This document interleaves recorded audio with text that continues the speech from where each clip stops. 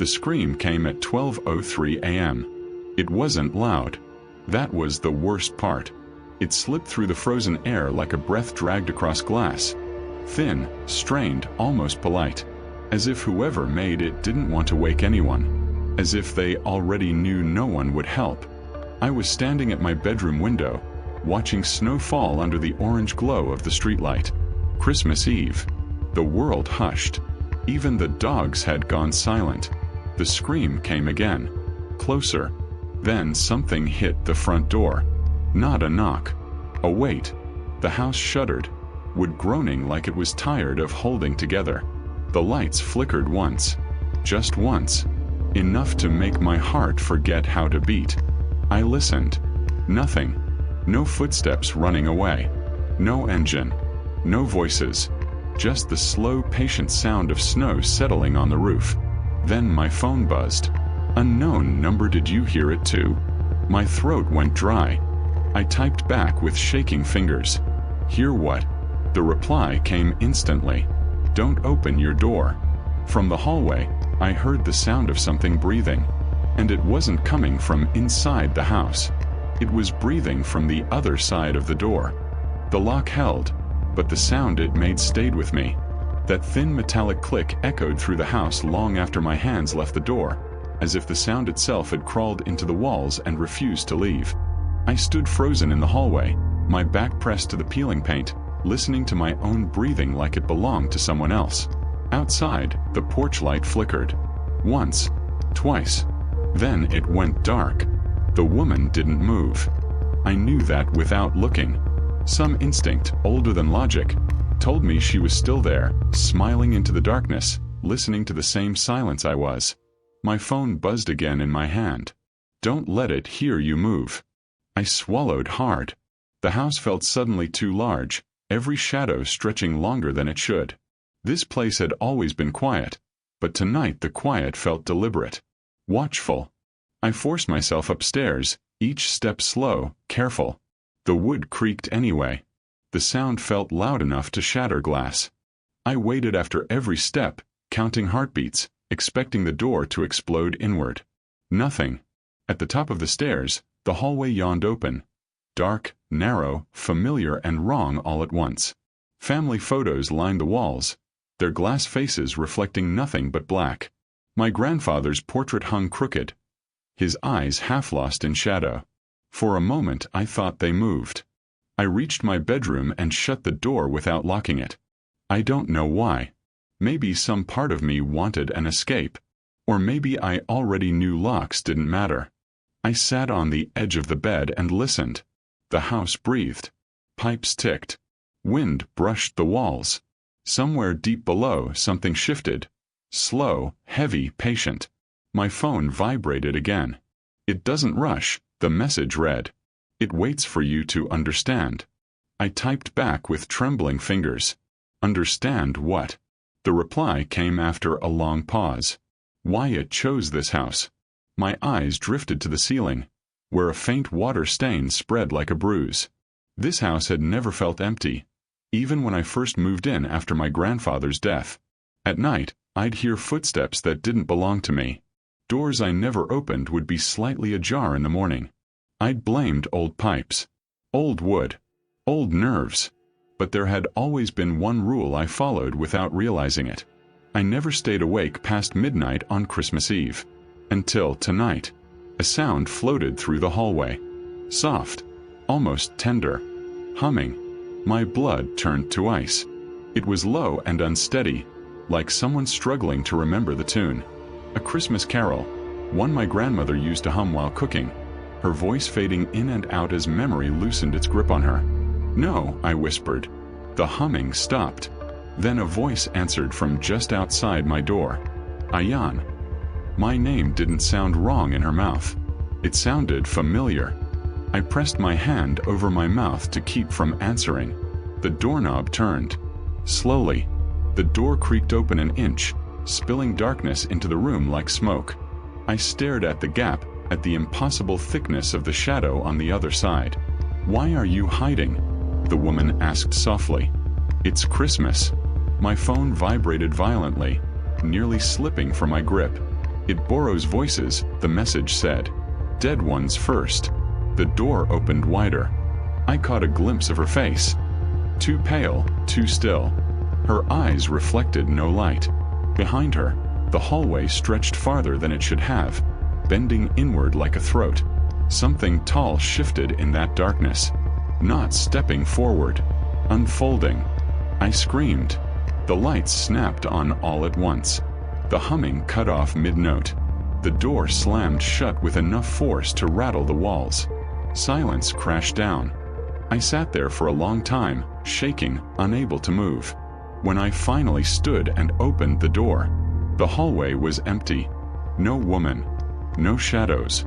Just my grandfather's crooked portrait, staring at me like it always had. Morning came gray and heavy. Police cars lined the street.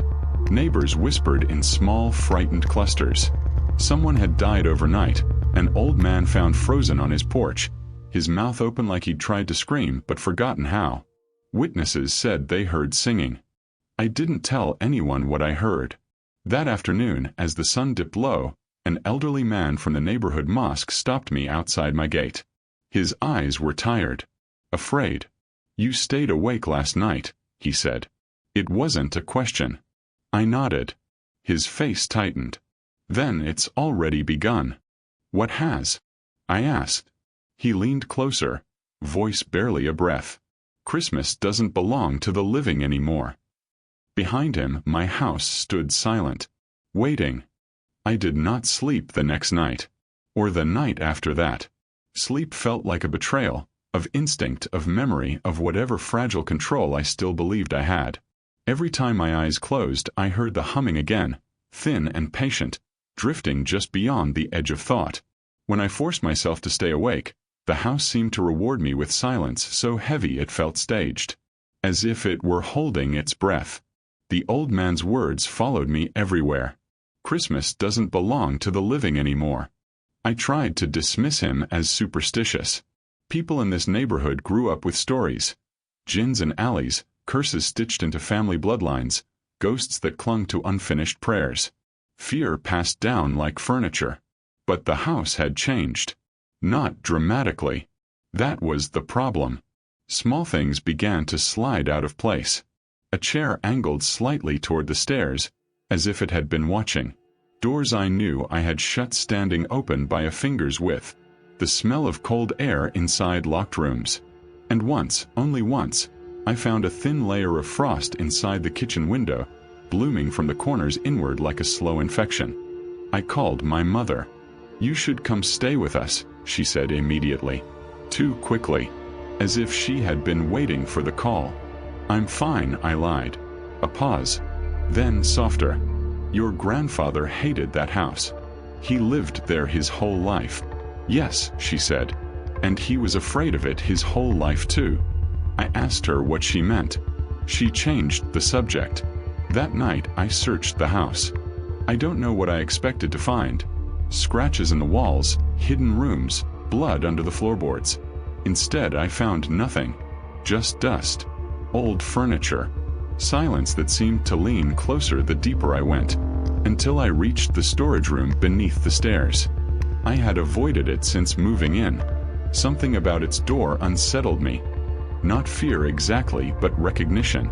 Like seeing a stranger whose face almost fits a memory. The lock was cold. Inside, boxes were stacked unevenly, labeled in my grandfather's handwriting. Bills, tools, winter clothes.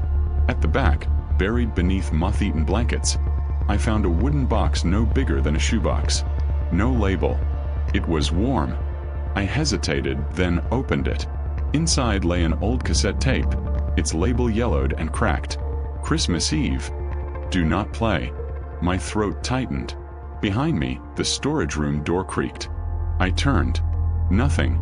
I took the tape upstairs and set it on the dining table, staring at it as if it might speak first. The longer I looked, the more certain I became that I had seen it before. Maybe as a child, maybe in a dream. My phone buzzed. "You found it." I froze. "Who are you?" I typed. A long pause. Someone who listened. Against every instinct I replied. "Listen to what?" The dots appeared, disappeared. Then, the first song. That night, I dreamed of snow falling indoors. When I woke, my phone was ringing. Unknown number. I answered without thinking. "Do you hear it now?" A man asked. His voice sounded dry. "Used up." "Hear what?" He laughed softly. "That means it's close." Before I could respond, the call ended. By afternoon, whispers had spread through the neighborhood. Another death. A woman found slumped against her front door, eyes open, frostbitten hands clutching the handle from the outside. Same time. Same night. Singing reported. I started asking questions. Most people refused to talk. Some crossed themselves. Others pretended not to hear me. But one woman, the caretaker of the abandoned house at the corner, invited me inside without a word. Her living room smelled of dust and old incense. She sat across from me, folding her hands. "You're marked," she said calmly. I felt a strange relief. Being seen mattered. By what? She studied my face. "Your family never told you?" "Told me what?" Her eyes flicked toward the window. Snow had begun to fall again, though it wasn't cold enough. "The caroler isn't a ghost," she said. "It's a promise." She told me the story in fragments. Decades ago, during a winter colder than anyone remembered, a group of families made a pact.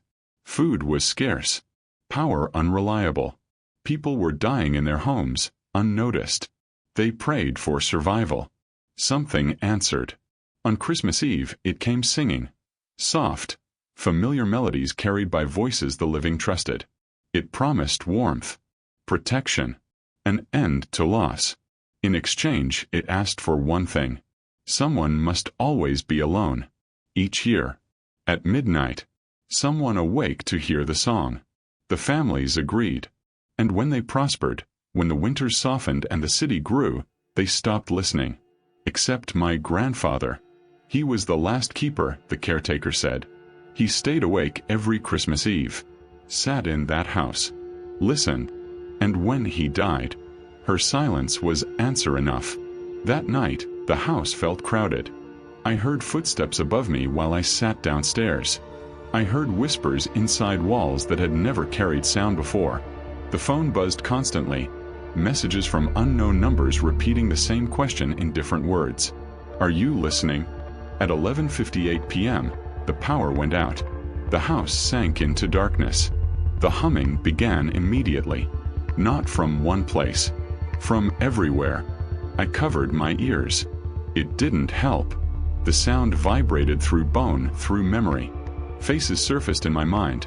My grandmother, my grandfather, neighbors long dead, all singing different parts of the same broken song. "Stop," I whispered. The front door unlocked itself. I watched it open inch by inch. Cold air flooded in, carrying the smell of snow and something older. The caroler did not step inside. It waited. Tall, patient, its shape barely human, wrapped in layers of shadow that shifted like fabric. Faces pressed outward from within it. Mouths opening and closing in silent harmony. A voice slipped into my thoughts. Not loud, not threatening. "You are late." "I didn't agree to this," I said. "Your blood did." The singing swelled. From the darkness behind it, I saw doors opening across the street. Lights flicking on. People waking. Witnesses. The caroler leaned closer. "Choose," it whispered. And in that moment, I understood the truth my grandfather had carried alone. The horror was never in the song. It was in the listening. And once you listened, it never stopped singing. The night arrived faster than I expected. Not on the calendar. Not in my mind. But in the shadows, in the rhythm of the cold, in the weight of snow pressing against the windows. I stayed awake, hiding in the corner of my living room, the cassette tape in front of me like a talisman. I had no lights on. My eyes adjusted to the gloom, every object a silhouette, every shadow a question.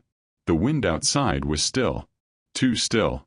At exactly 12:03 a.m., my phone buzzed. Unknown number. My fingers shook as I answered. "You can't run from it," the voice said. Gravelly. Familiar. My grandfather's. "What do you want from me?" I whispered. "It wants you awake," he said. "It chooses who listens. And once you hear, it's yours forever." I tried to move, but my legs felt cemented. The walls seemed closer now, bending, watching. Then the cassette tape began to spin on its own, a low hum filling the room. A song started, distorted, like a choir warped through time. I recognized it instantly. My grandmother's humming, then my grandfather's deep voice joining, then dozens of other voices layered on top, all familiar, all wrong. The air thickened. I felt it press against my chest, against my ears, against my thoughts. Then the breathing started. Behind me. I dared to look. Nothing. Then the shadow rose from the hallway. Tall, impossibly tall, wrapped in darkness that seemed to drink in the light. Faces pressed against it from within. Pale, silent, eyes wide, mouths moving in unison. It exhaled slowly. Ice brushed my neck. My hair stood on end. "You shouldn't be here," it whispered, voice melting into hundreds of voices at once. I can't stop it," I stammered, clutching the cassette. The shadow moved. Not like walking, sliding, folding, unfolding. Every familiar shape in my house stretched and warped, the furniture bending toward it, the walls leaning in. I tried to scream, but my voice caught in my throat. The front door slammed open behind me. Snow blew inside. Through the open doorway, I glimpsed other houses along the street. Doors unlocking themselves, lights flicking on, silhouettes standing in windows. Witnesses. They were awake now. Listening. I backed against the wall. The shadow was everywhere at once. The singing became unbearable, echoing inside my skull. Every note I remembered from childhood, every lullaby, every hymn, every carol, layered, dissonant, wrong. "It's time," the voices whispered. I dropped the cassette. The tape unraveled on the floor. It played itself, the hum growing to a roar. My surroundings melted. The floor tilted. The walls stretched. Time felt wrong, slowed, then sped up, then froze. The shadow reached for me. Fingers or tendrils of darkness brushed my skin. Cold burned like fire. I tried to move but found I couldn't. My reflection in the hallway mirror wasn't my own anymore. Faces pressed from behind the glass, mouthing words I couldn't understand. "You listened," they said. "Now you belong." My phone rang again. Unknown number. I answered with trembling hands. "You hear it, don't you?" The grandfather's voice. Closer now. Inside me. "Yes." I screamed. My own voice sounded alien to me. "Good," it said. "Now it knows you. Now it will sing through you."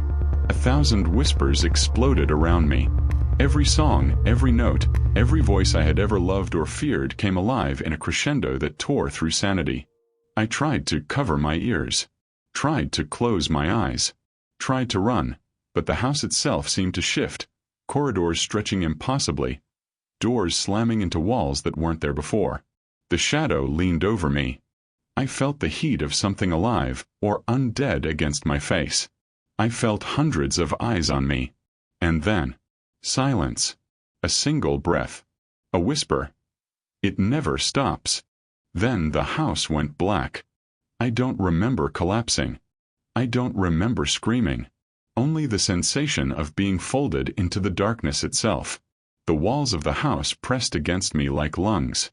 My grandfather's voice, my grandmother's humming, the neighbors' whispers, they were no longer outside. They were inside me. And outside, I knew, witnesses would wake to the same song. Some would recognize it. Others would not. But all would hear. All would be marked. The last thing I remember before the shadows swallowed everything. The singing, perfectly calm, perfectly cruel, echoing from everywhere and nowhere. "Welcome home, Ayan." And then, it was only me. And the song. The morning after Christmas Eve, everything seemed normal. Except for the absence of warmth. I woke on the floor of my living room. The cassette tape was gone. The furniture was where it had always been, or at least where I thought it had been. Dust motes drifted in the weak sunlight, untouched by the chaos of the night. Outside, the snow had melted into gray slush, and the street looked ordinary. I tried to speak. My voice sounded hollow, distant, like it belonged to someone else. The house was silent, but I could hear it too. Beneath the walls, beneath the floorboards, faintly, impossibly, a low hum. I walked through the house, checking each room. Doors were closed, windows locked, nothing out of place. Yet I knew the truth. I was marked. Neighbors avoided my gaze. Whispers followed me when I passed in the street. Reports of strange singing had appeared again. Different houses, same exact time. Every year, witnesses said the voices came. Some laughed nervously at the idea. Some shook their heads. But I knew. I had been awake. I had heard. I left the house that morning and didn't return for days. Every door I opened, every shadow I passed, felt like it carried a weight, a memory, a warning. I spoke to no one.